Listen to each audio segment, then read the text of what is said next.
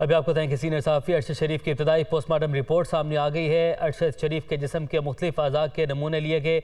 अरशद शरीफ के जिस्म के नमूने फ़ॉरेंसिक लैब भिजवा दिए गए हैं। फ़ॉरेंसिक के बाद पोस्टमार्टम की हतमी रिपोर्ट तैयार की जाएगी। पोस्टमार्टम के लिए दरख्वास्त अरशद शरीफ की अहलिया और पुलिस ने की थी। कमरुल मुनव्वर हमारे साथ मौजूद हैं। जी कमर, बताइएगा।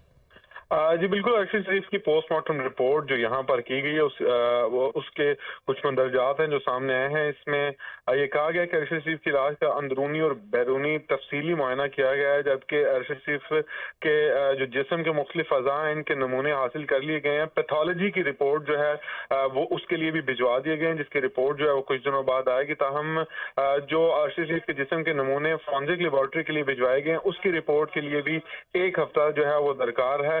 पोस्टमार्टम के लिए जो दरख्वास्त थी वो अरशद शरीफ की अहलिया ने दी थी और उसके बाद पुलिस ने ये पोस्टमार्टम जो है वो पीएमज़ेड अस्पताल से कराया है। इसमें इब्तदाई तौर पर रिपोर्ट में ये वाज़ेह कहा गया है कि अरशद शरीफ के दिल, गुर्दे, फेफड़े, मैदे और जिस्म में मौजूद जो धात के टुकड़ों के नमूने थे वो भी फॉरेंसिक लेबॉर्ट्री जो है वो भिजवाए गए हैं, जिसकी रिपोर्ट आने के बाद जो है मजीद तफसीलात आएंगी। ताहम जो गोली सर पर लगी और दाएं फेफड़े में लगी, इब्तदाई तौर पर यही कहा जा रहा है कि उसी की वजह से इनकी मौत जो है वो वाक़या हुई। ताहम ये भी कहा जा रहा है कि पोस्टमार्टम रिपोर्ट जो है ये इसको इब्तदाई कहा जाए, क्योंकि हतमी रिपोर्ट जो है वो कम्प्रिहेंसिव होगी और उसमें ये तमाम चीजें जो है। आपने अपडेट किया, आपका बहुत शुक्रिया।